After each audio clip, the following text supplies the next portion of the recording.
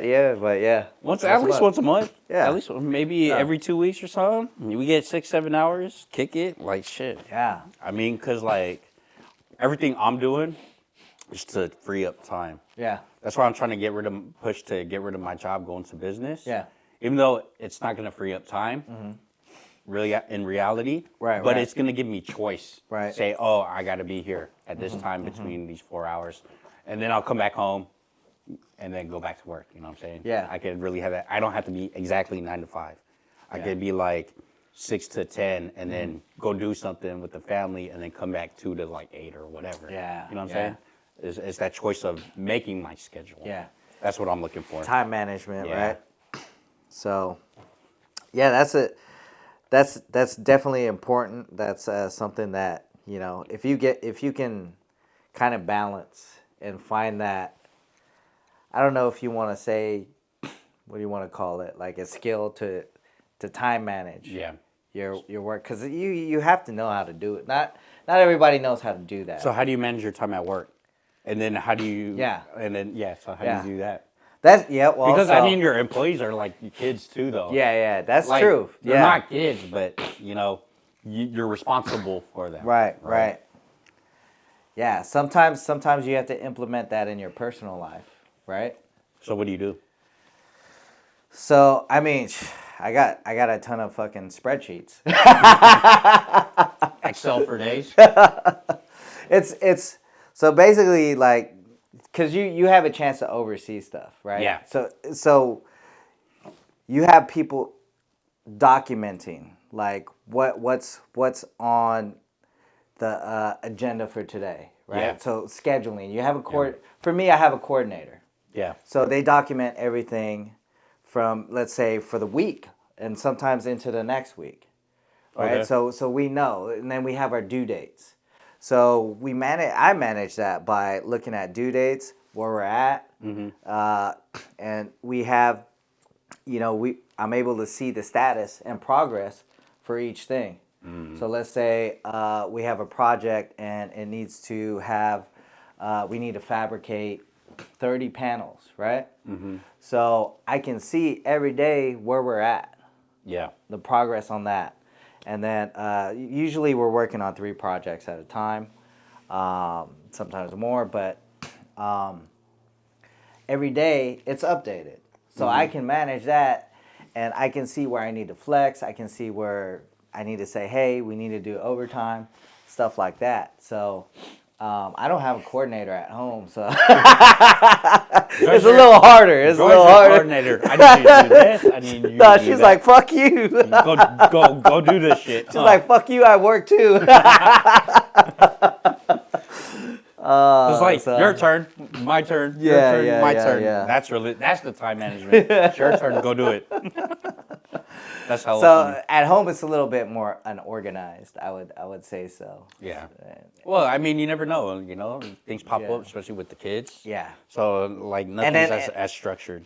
Definitely, and you're not managing adults, so.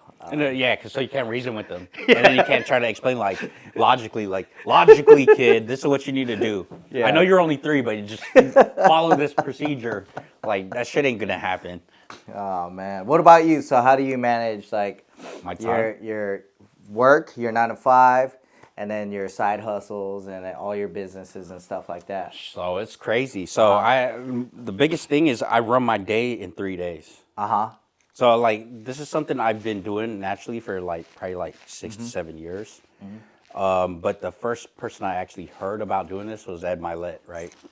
And Ed Milet said run your day in 3 days, which is I've always done, which is the time I wake up from like 5 o'clock, 4:30, all the way to noon is one day.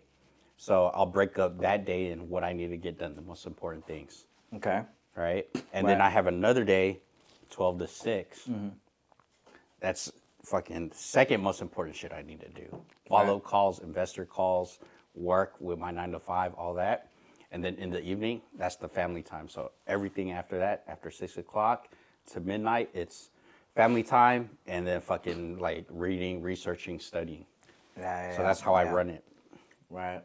But it's hard, right? Because it's multiple side hustles, a regular 9 to 5. Yeah. It's nonstop. So luckily, I'm not in management no more at my 9 to 5. So all I have to do is clock in, clock out. Like, shit. But then the side hustles is like all the fucking time. Yeah. So what I usually do is like. And how many side hustles do you have? Right now it's 2. It's about to be 3. Okay. Hospi, right? The real estate fund. That's not a side hustle. That's a straight all-out business now. Yeah. That's true. That's true. And that's getting away. That's gonna take over your. That's gonna take over your 9 to 5. Yeah, it's getting rid of my pharmacy by June already. We already know. We already planned it out. Nice. Okay. So Bart, my business partner, he quit last year, and I was supposed to quit first. So we switched it up. He needed to quit, so you quit first. I'll follow the following year. Yeah. So for that business, I do a lot of business not in California. Everything's in like Arizona, Dallas, Miami, fucking North Carolina. So that's when I wake up, send my emails out. Yeah. You know, send texts, calls, because like if it's 5 o'clock here, it's 8 o'clock in the East Coast. Yeah. Or 6 o'clock here, it's 9 o'clock there. So I'll get all that done. And then I'll go to my work 9 to 5, but on breaks, I'm making calls still, making things happen. Nice. You know, so that's the time I'm using to like call for vending machines. Right. So I'm like, trying to call places like, hey, do you want a vending machine? Do you want a vending machine? And then after 5 o'clock, that's when I do my last minute emails, all stuff like that, and then delegate the task to my team, or make requests to whoever I need to make requests, and then I spend the rest of the evening like kicking it with my family, and then like reading. Yeah. And like the last 2 hours is all reading. Reading. So you read about 2 hours a day then? More like, to be honest, like an hour. My goal's 2 hours. Yeah. I'll fuck around and get on like fucking IG, like damn. This girl got some big old titties. Like, hey, who is this? And then send it to you. See, the thing is, like, man, you know what? I've thought about it many times. I'm like, dude, if I took away IG and all the social media, you'd be so productive. I'd be more productive. Just put it that way. Yeah. You know, because even when I'm at work, right? It's just like, all right, I'm done with this, right? I respond to an email, right? Yeah. And then, you know, it takes me time, and I'll respond to it, you know. And then when I'm done responding, it's like, all right, what's going on? What's going on in social media life? What? Yeah. What are these bras doing? What are these people doing? And I'm like, all right, let's get back to work. You know, so it's like constant. It's like constant. It's constant. So I'm like, what the fuck, dude? This is not good. But at the same time, it's like I can't help it. It's a luxury. Do you think it's an addiction? Hell yeah, it gets in the way of being productive. Yeah. Anything that gets in the way of being productive is just not good. Yeah. Now, a bad addiction, then. That's if you're just looking for pleasure, which is like probably like 50% of the time I do, right? The other 50% of the time I'm actually like studying it.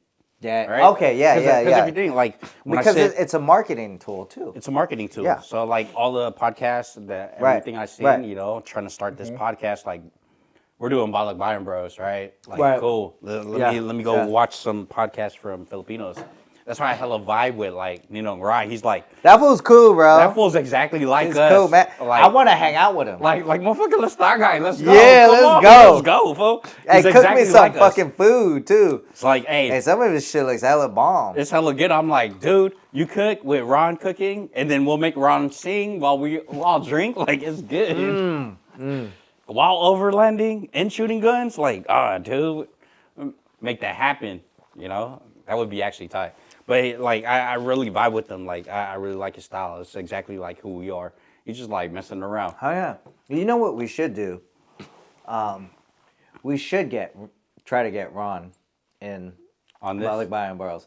You know why? He can speak Tagalog. He can actually speak Tagalog. Hella fluent. It'd just be like, Ron, only speak Tagalog. Like if we really want to do, like, hey, we gotta practice with you. Like if we really want to attract that crowd, right?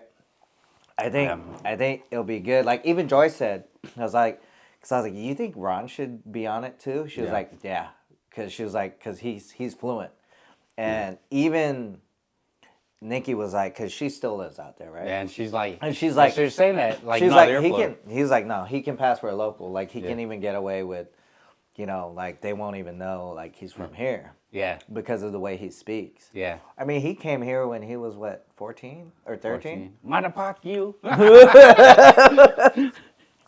Nah, and then, like, he could cook and shit, He too. could cook, like, he could sing. Like, you're hella Filipino, bro. Let's go. Well, I don't know. What do you do? We should tell him to, huh? I should tell him, like, hey, you got to kick it with us once a month. Yeah. Like, you got to make an effort.